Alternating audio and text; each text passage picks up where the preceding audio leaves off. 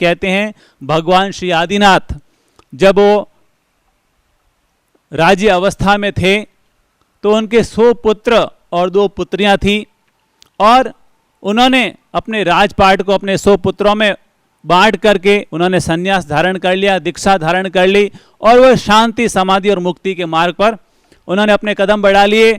और साधना करते हुए जब उनको आत्मज्ञान और परम ज्ञान प्राप्त हो गया तो कहते हैं कि उनकी बड़ी बेटी ब्राह्मी ने उनके पास जाकर के संन्यास धारण कर लिया, दीक्षा धारण कर ली, मुक्ति का मार्ग धारण कर लिया।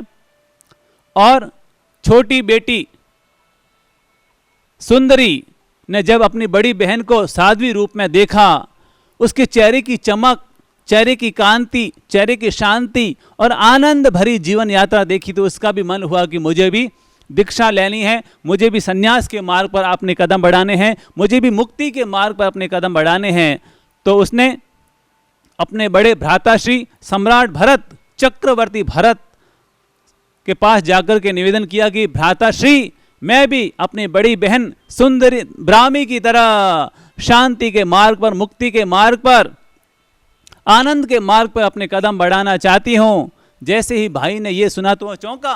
भरत ने कहा, ये क्या तू कह रही है, ये क्या तू कह रही है? अरे तू इतनी सुकोमल, इतनी अद्वितीय सुंदरी, तेरे जैसी सुंदरता तो 3 लोक में कहीं नहीं है, और ये इतना सुख भरा जीवन छोड़ करके तू वो कठोर संयम जीवन लेने जा रही है? ना बाबा ना, तुझसे वो संयम जीवन पालन नहीं हो पाएगा। तू तो राज सुखों का आनंद ले। जैसे हमारे पिताश्री ने ढलती उम्र में संन्यास धारण किया था, वैसे ही तुम भी ढलती उम्र में संन्यास धारण कर लेना। इतनी जल्दी क्या है? भरत ने सोचा कि ये इसकी जो भावनाएं हैं ये अपने आप थोड़े दिनों में बदल जाएगी, चेंज हो जाएगी।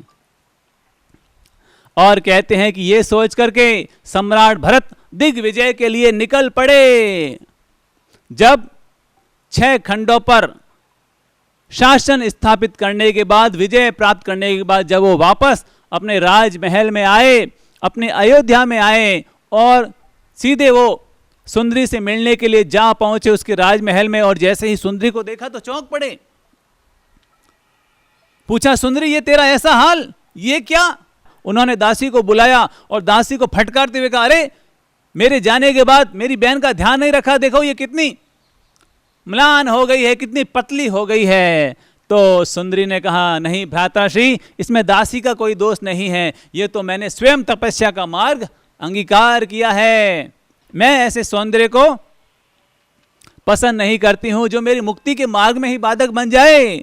और कहते हैं कि जब सुंदरी के इस दृढ़ संकल्प को देखा, इस दृढ़ आत्म तेज को देखा, उसकी कांति और चमक को देखा, तो भरत ने कहा, अरे वास्तव में मान गया, मैं तुझको झुका नहीं सकता, तेरे दृढ़ संकल्प को झुका नहीं सकता, तेरे आत्म तेज को देखकर तो मैं भी नतमस्तक हो चुका हूं। तेरे दृढ़ संकल्प के सामने तो मेरा ये राज्य भी बौना है।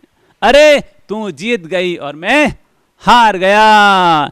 और भरत ने कहा, तेरे इस दृढ़ संकल्प को देख करके लगता है तू आगे जाकर के इस नारी जाति को गौरवान्वित करेगी, और ये आने वाला समय ये मानव जाति तुझ पर सदा फक्र करती रहेगी। और कहते हैं कि उसने सन्यास के मार्ग पर, मुक्ति के मार्ग पर अपने कदम बढ़ाए, और न केवल साधना को गहराई से जिया, वरन साधना करते करते करते करते उसने अरिहंत स्वरूप को भी उपलब्ध कर लिया। इसे कहते हैं जीवन में साधना का भाव, दृढ़ संकल्प का भाव। अगर भीतर में संकल्प जग जाए साधना के प्रति, तो व्यक्ति संसार में रहते हुए भी अपने लिए शांति, समाधि और मुक्ति के द्वार खोल सकता है। याद रखिएगा, जो संग्राम में हजारों हजार योद्धाओं को जीत लेता है वो वीर कहलाता है, लेकिन उसकी बजाय जो अपने आप को जीतता है वो वीर नहीं, वो महावीर कहलाता है।